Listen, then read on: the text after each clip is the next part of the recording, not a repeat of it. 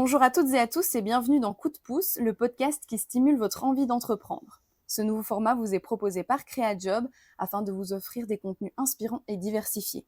Aujourd'hui, nous accueillons Adrien Barbier, maraîcher chez le Champ des Dévas. Adrien est un passionné d'agriculture biologique, de partage, mais pas que. Notre invité est particulièrement impliqué dans le circuit court et propose des légumes et fruits de saison à ses clients via des paniers à retirer. Bonjour Adrien. Bonjour. Comme expliqué juste avant, Adrien, vous êtes un naturel dans l'âme, un producteur. Vous avez fondé le Champ des Dévas. Pouvez-vous nous expliquer concrètement votre métier et qu'est-ce que vous faites au quotidien? Alors, je suis maraîcher bio, donc certifié bio sur petite surface à 2 pas de Marchand-Famenne. Mes journées, c'est 50% de production, d'entretien, et puis les autres 50%, c'est de la vente et de l'administratif, Mhm. ce qui prend énormément de temps, mais si on ne vend pas, tout ça ne sert à rien. Mhm. Donc voilà, le métier, la livraison et la relation clientèle, que ce soit des professionnels et des privés. Et qu'est-ce qui vous a inspiré à créer ce projet? Mes expériences professionnelles passées. Je Mhm. travaillais en audit financier chez PwC à Luxembourg. Grosse remise en question de qu'est-ce que je fais là, pourquoi je fais ça. Ça n'a Mhm. aucun sens. Je me voyais dans le mur. Et du coup, j'ai commencé à dresser des listes de ce qui me passionnait dans la vie. Et me voilà maraîcher, bio, 10 ans après. Mhm. Et quel type de fruits et légumes vous proposez en fonction des saisons? Ben, les maraîchers, on est très spécialisés dans le printemps et à l'automne dans les petites feuilles. C'est là où on se fait notre plus grande marche, on va dire, dans les bottes, etc. Mhm. Sinon, ben, l'été, tout ce qui est légumes, fruits hein, en serre, c'est là où le produit est plus une meilleure visibilité du produit. Et sinon, je fais aussi du plein champ, mais là, c'est plus du chipotage qu'autre chose. Mais il faut proposer entre 30 et 40 variétés de légumes par Mhm. an. Et pour tout ce que je n'arrive pas à produire ou pour compléter le panier des gens, ben, je passe par de l'achat-revente Mhm. en bio aussi. Et vous proposez justement des fruits et légumes de saison via des paniers à venir chercher directement chez vous et dans les points locaux spécifiques. Ces paniers sont-ils personnalisables ou est-ce qu'ils sont présélectionnés à l'avance? Non, ils sont complètement personnalisables. Donc, je fais ma proposition de commande le dimanche soir ou le lundi matin et les gens ont jusqu'au jeudi fin de journée pour faire leur commande. Mhm. Et moi, je livre tout le vendredi dans différents points de dépôt qui va de Marchand-Famenne jusqu'à Aiguezé. Mhm. Et donc ça, c'est le vendredi. Et le samedi, je suis sur le marché le samedi matin à Cesse, devant la boulangerie chez Némis, Mhm. pour écouler la fin de mon stock. Et en semaine, je livre les professionnels, comme un magasin bio ici à Marche et un vrac à Cesse. Oui, donc d'une certaine manière, avec les marchés, vous pouvez quand même avoir une relation client-producteur malgré tout. Vous Oui, voyez vos consommateurs. oui. Et aussi les paniers. Hein. Ça dépend de différents points de dépôt. Où là, certains points de dépôt, je ne fais que livrer et je ne les vois pas. Mais ici, par exemple, au champ, bah oui, je les rencontre et eux, ils Mhm. viennent sur le champ, donc ils voient un peu le travail. Et oui, pour tout ce qui est du reste, c'est vrai que c'est beaucoup le marché. Mm. Comment vous gérez la rotation des cultures pour garantir la qualité des produits et la santé des sols? Alors, comment on gère ça? On fait de la rotation. J'ai une rotation en plein champ de 11 ans, par exemple, pour éviter les maladies, les ravageurs, pour que les maladies ne s'installent pas, Mhm. pour l'amendement du sol aussi. Donc tout se passe bien au mois de novembre quand on fait tout sur fichier Excel. C'est super, c'est rentable et la rotation tourne bien. Mhm. Et puis la météo arrive, les insectes arrivent, et là ça commence à être la bérésina. Mhm. Et on essaye de jouer et de parfois sacrifier certaines cultures, de broyer parce qu'elles n'arrivent pas à terme et qu'il y a déjà des légumes derrière qui doivent être repiqués à temps. Sinon, ben, comme on joue avec le vivant, ben, par exemple ici en plein champ, on est mi-août. Si je ne plante pas avant le 15 août, ben, c'est foutu après. Donc Ouais. il n'y a plus assez de lumière, il ne fait plus assez chaud, donc les légumes n'arrivent pas à maturité. Donc tout ce qui est pas repiqué après le 15 août ici en plein champ, c'est fini quoi. Mhm. Donc il faut pousser certains légumes hors du champ. Donc c'est pas évident avec cette météo, Ouais. surtout cette année-ci. Et voilà. Et en serre, c'est beaucoup plus facile parce que là, on joue un peu à Dieu. Ouais. On fait pleuvoir, voilà, c'est un peu plus facile à gérer, quoique, mais seul, c'est un peu chaud. Mais bah oui, pour ce qui est du climat, ça, c'est beaucoup plus simple. Est-ce que vous avez eu des retours de vos clients qui vous ont fait évoluer ou qui vous font encore aujourd'hui évoluer dans la suite de votre projet? Oui, c'est marrant, oui, parce que oui, hier j'en ai eu pas mal sur le marché. On se pose beaucoup de questions, hein, d'où l'accompagnement avec CréaJob. On se pose beaucoup de questions. Est-ce que ça vaut la peine de continuer à travailler comme un fou pour pas grand-chose au final? Mmh. Et puis on a des 90% de bons retours, des gens Mmh. qui sont contents de nous retrouver après leurs vacances et de retrouver des bons légumes et le goût, etc. Et puis il y a toujours des petits commentaires qui piquent là où ça fait mal, Mmh. alors que, par exemple, ici, cette semaine, il y a d'autres circonstances, hein, mais cette semaine, c'est 2 nuits de 4 heures pour faire des légumes, pour travailler tard le soir, tôt le matin, pour avoir des petits retours qui piquent un peu. C'est un peu, Mmh. surtout qu'on n'est pas les mieux payés non plus du monde, donc c'est un peu compliqué parfois à gérer ça, mais ouais, ça forge le caractère, sinon je serais resté derrière mon bureau à faire de la finance et Mmh. voilà, il serait rien passé de ma vie. Est-ce que vous proposez des activités ou des visites sur le champ pour que les clients, les consommateurs puissent mieux comprendre votre travail? La porte du champ, elle est toujours ouverte, de toute façon. Moi, je suis labellisé bio, mais je suis même un peu plus que ça. Et les gens peuvent venir quand ils veulent. J'échange volontiers. Il y a une porte ouverte, justement, le 1er septembre, où là, les clients ils viennent pour voir les cultures et boire un verre et qu'on échange. Et sinon, il y a un projet avec les bergeries qui est à Argimont, donc à 2 pas d'ici, près de Haye. Et c'est une ASBL qui veulent faire des activités en lien avec le naturel et les producteurs, les éleveurs, etc., pour faire des stages nature pour Mmh. enfants et autres personnes. Et donc, je suis ou je serai impliqué à long terme, j'espère, dans ce genre d'activité, parce que ça me tient à cœur d'avoir des personnes, que ce soit des enfants, parce que ça commence par eux, mais aussi des personnes complètement HS, qui viennent se coucher dans l'herbe et voilà, qui se mettent un peu une halte. Mmh. Ici, c'est un peu un havre de paix où, si je suis pas ici, je deviens fou, donc Ouais, c'est ça. voilà. Et les gens, ils comprennent ça aussi, donc Mmh. Et ils viennent pour ça aussi. ils viennent aussi pour ça aussi. Ouais. Et concrètement, si j'ai envie d'acheter un panier de légumes de saison chez vous, comment je dois faire? Alors, c'est très simple. J'ai une page Facebook. Et la première publication, elle est épinglée et elle mène à un logiciel qui s'appelle Ciboulette. Mmh. On s'inscrit, ça va très vite. Moi, je vois que la personne s'inscrit. Du coup, parfois, il y a des bugs informatiques avec Ciboulette, donc les gens ne reçoivent pas les mails. Donc, je les incorpore dans ma mailing list. Mmh. J'ai une mailing list où je fais beaucoup de com, plus que sur Facebook. Et donc là, les gens reçoivent par semaine un mail comme quoi il est temps, j'ai mis les légumes en proposition. Et il y a un mail de rappel le mercredi pour les retardataires ou ceux qui ont oublié. Et Mmh. donc, et les gens qui ne veulent plus, ils se suppriment de chez Ciboulette et moi je les supprime de mon adresse mail et puis voilà. Et quels conseils vous donneriez aux maraîchers, maraîchères, qui veulent se lancer mais qui n'osent pas? Se former, Mmh.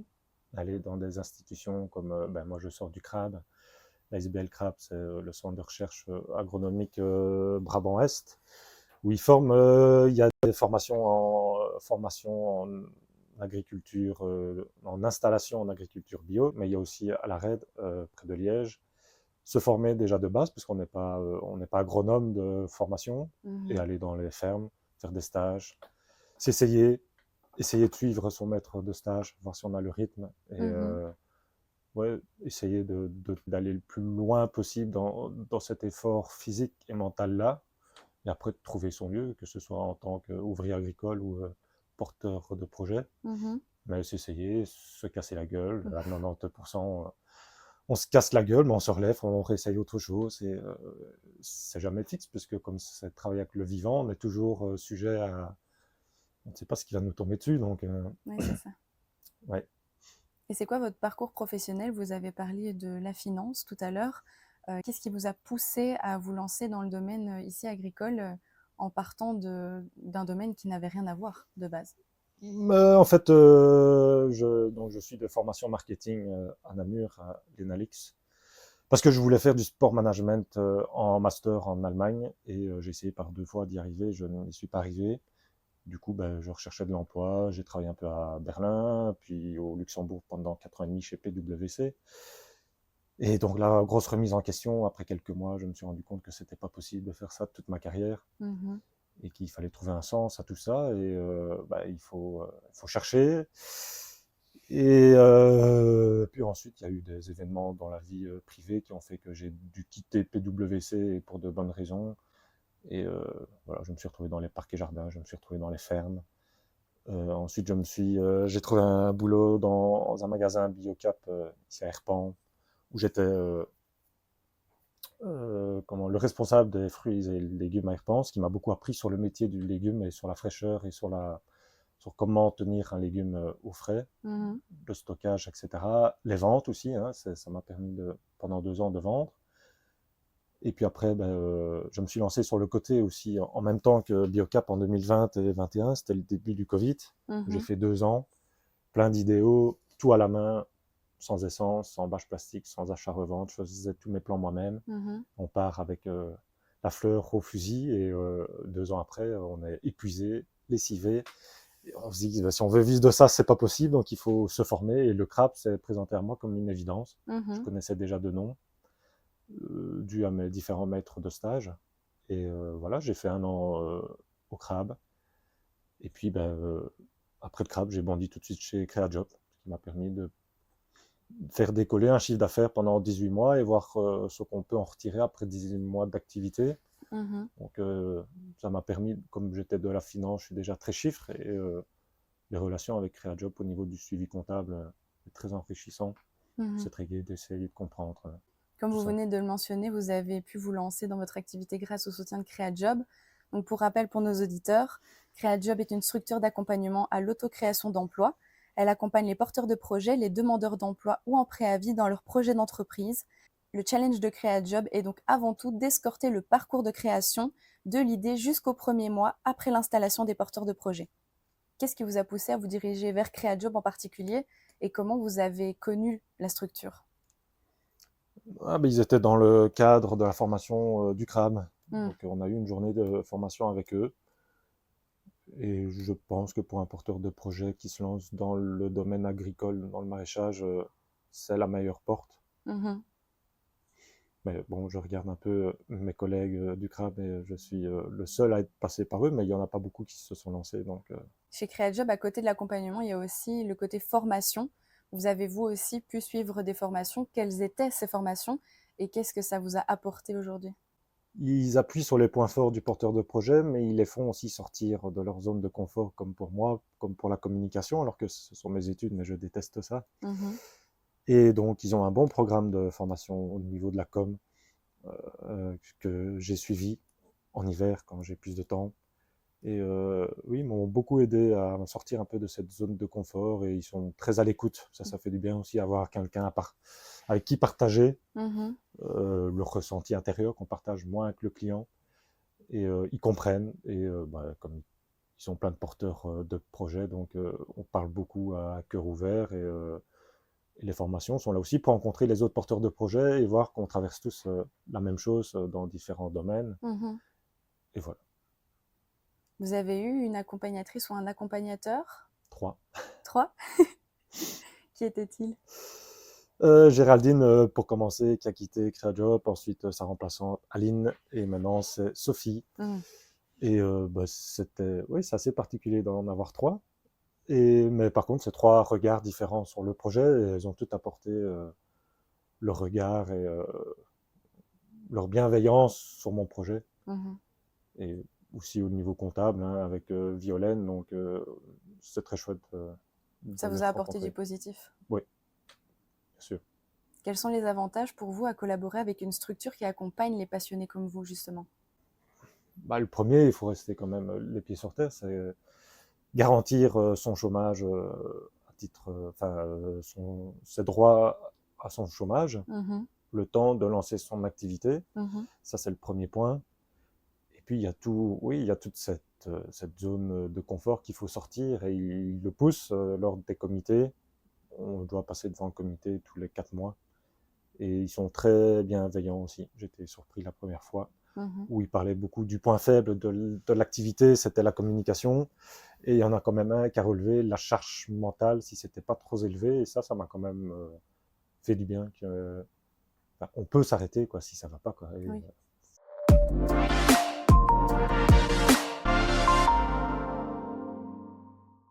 Est-ce que vous avez des projets pour diversifier ou augmenter votre production à l'avenir? m'accompagner, Mmh. être à plusieurs, parce que tout seul, c'est bien pour se lancer au début, pour structurer un peu son projet, mais à long terme, je ne pense pas que ce soit possible ou viable, pas forcément que physiquement, mais mentalement. Il y a déjà ça, et oui, il y a quelques. Oui, bah après, on s'améliore, hein, on comprend les légumes, on comprend comment ils fonctionnent, et la rotation pour mieux gérer ça et être un peu plus rentable. Et oui, donc il y a l'agrandissement, peut-être un peu plus de serre, comme on gère mieux en serre que d'or. Mmh. Et voilà, il y a des coopératives qui s'ouvrent aussi, hein. Il y en a une sur Marchand-Famenne, on est en discussion pour collaborer ensemble. Il y a une coopérative qui est en train de se fonder entre producteurs dans le Condro-Famenne pour fournir les professionnels. Donc oui, je pense que de la clientèle, il y en a. Mmh.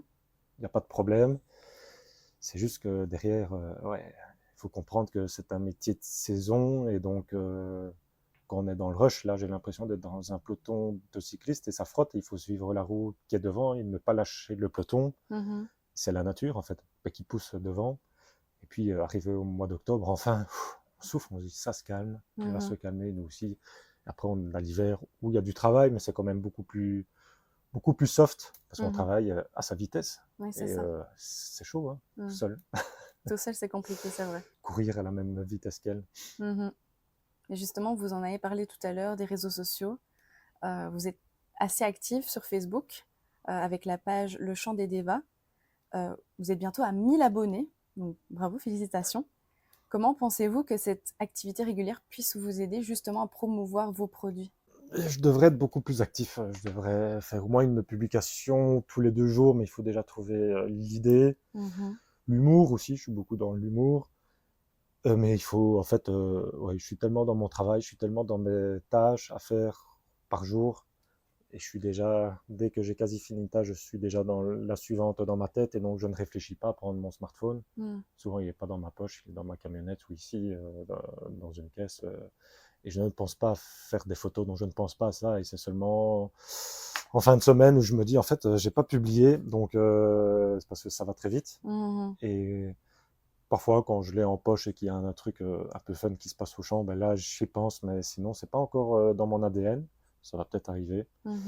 Mais oui, et puis c'est surtout dans la mailing list où j'ai 300 adresses mail, et là, c'est plutôt les clients, les proches, les fidèles, et là, c'est beaucoup de communication un peu plus politisée, aussi sur l'humour, mais là, c'est un peu plus de com, un peu plus sérieuse que sur la page Facebook, où là, c'est plus une vitrine du champ, et voilà, je devrais peut-être l'améliorer, ouais, faire un peu Mmh. plus de com. Et justement, par rapport à ces 300 adresses mail, est-ce que vous avez des bons retours justement de cette communication que vous avez avec vos clients qui sont plus proches et plus professionnels que sur la page Facebook? Je pensais que les gens ne lisaient pas mes mails, mais en fait, je me rends compte qu'ils les lisent. Mmh. Surtout, je rebondis sur la matière que les clients me donnent, quand ils font des remarques. C'est d'Espagne, ben, par exemple, je n'achète pas. Donc, je fais un peu de com parce que je vois d'où vient cette communication contre l'Espagne, etc. Donc, il faut un peu déconstruire ce que les médias de masse, ils font du bon travail, mais ils ne disent pas tout. Mmh. Et l'esprit des gens, ben, comme le mien aussi, hein, il aime bien les choses simples, et donc, voilà, mais ils ne cherchent pas plus loin. Et moi, c'est mon métier, comme c'est ma passion depuis maintenant presque 8 ans. Et j'ai travaillé dans le bio avant, donc je connais quand même pas mal le milieu. Donc c'est aussi, je pense, mon devoir de faire de la com sur l'agriculture bio, que ce soit d'Espagne ou d'ailleurs ou quoi, ou sur la politique, comme on Mmh. a vu pendant les élections. J'ai fait pas mal de com parce que je suis très fort ce milieu-là aussi, et j'ai noté quelques bêtises dites par nos politiciens qui ont été élus. Donc je rectifie par mail ces trucs-là, et je me dis, mais les gens ne lisent pas, je passe 3-4 heures à faire ces mails-là. Et en fait, j'ai beaucoup de retours, j'ai beaucoup de gens qui relisent, Mmh. beaucoup de gens qui reviennent sur le marché, qui voilà, ils savent pourquoi ils viennent, et pas que pour le légume, mais aussi pour l'acte politique que je pose. Et Mmh. comme je l'ai dit à quelqu'un d'autre cette semaine-ci, c'est un beau combat, mais voilà, je pense que c'est un peu David contre Goliath, et Mmh. le combat il est peut-être un peu perdu d'avance, mais la lutte est belle, donc on C'est tout ce continue. qui compte. Ouais, c'est tout ce qui compte. Et justement, l'agriculture, c'est beaucoup de boulot. Mais allier l'agriculture et les réseaux sociaux, c'est un travail monstre. Comment vous faites pour jongler quand même, malgré tout, entre les deux, tout en restant créatif et bienveillant envers vos clients et en ne perdant pas l'esprit? C'est pas évident, hein, parce que soit on est d'humeur sur les réseaux soft et on fait pas d'humour et comme ça on ne froisse personne, ou on ne parle pas de politique et on ne froisse personne, et en fait on ne passe que des photos et du chant, etc. Mais c'est plat et voilà, ça me correspond pas. Je suis plutôt un chardon, moi, hein, je suis plutôt un gars qui pique un peu, et, dans la bienveillance, hein, c'est pas de la moquerie, mais oui, il faut essayer d'avoir un plan d'action que je vais essayer de faire cet hiver-ci pour programmer des programmations Facebook à l'avance. Faire plus de photos aussi et demander peut-être à ma compagne de faire plus de photos pour avoir plus de matière à publier et les préparer à l'avance, surtout pendant l'hiver quand on a le temps, en agrémentant de recettes de saison, etc. Et les légumes à manger ce mois-ci. Essayer de booster ça et ne pas oublier de prendre son smartphone, faire des photos, etc. quand on livre chez un professionnel pour montrer aux gens que je suis aussi là-bas, etc. Et voilà, faire des photos avec de chouettes rencontres et voilà. Je pense que c'est tout ça, mais je n'ai pas encore bien assimilé.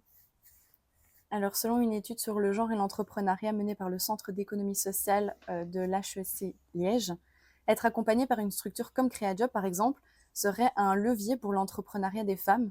Quel est votre avis sur la question? Et donc, en d'autres mots, le parcours d'accompagnement serait entre guillemets plus utile pour développer l'entrepreneuriat féminin?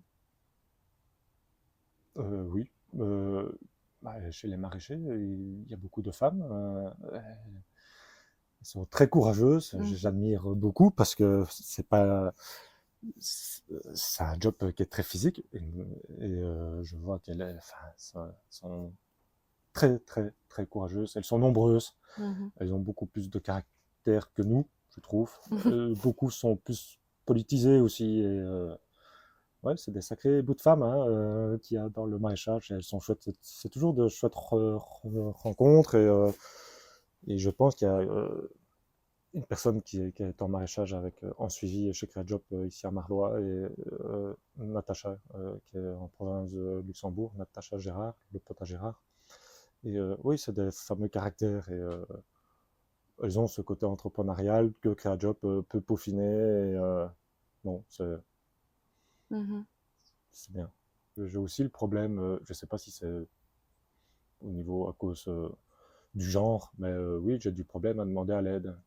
C'est peut-être que tous les hommes ont ce problème-là, mais je me concentre pas trop sur les problèmes de genre. Je me regarde d'abord moi et je me dis oui, j'ai un problème de demander à l'aide. Déjà ici dans le champ, hein, et créer un job quelque part, oui, c'est une question de demander à l'aide, d'être soutenu mentalement et financièrement aussi. Ça joue, et avoir un retour extérieur, pourquoi t'irais pas voir là-bas, alors qu'on est souvent buté dans ces idées. Je suis extrêmement obstiné. Et oui, ça permet d'avoir différentes visions, même si quand il voit que la personne gère bien son activité, il la laisse partir. Et voilà, ils essayent après d'appuyer sur les points faibles, comme la com, où Sophie essaye de travailler plus chez moi. Mais voilà, ça va arriver. Je ne sais pas si c'est une question de genre, mais en tout cas, oui, ça, je l'ai noté, que je ne demande pas souvent à l'aide. Et c'est une erreur. C'est vrai. Là, j'ai un petit jeu. Ça s'appelle Which One, donc lequel ce sera l'un ou l'autre. Et si vous voulez argumenter, il n'y a pas de problème. Alors, légumes racines ou légumes feuilles? Légumes racines, pour être bien implanté là où on est. C'est de la biodynamie, ça, mais ça, c'est autre chose. C'est un petit peu plus compliqué. C'est un peu compliqué.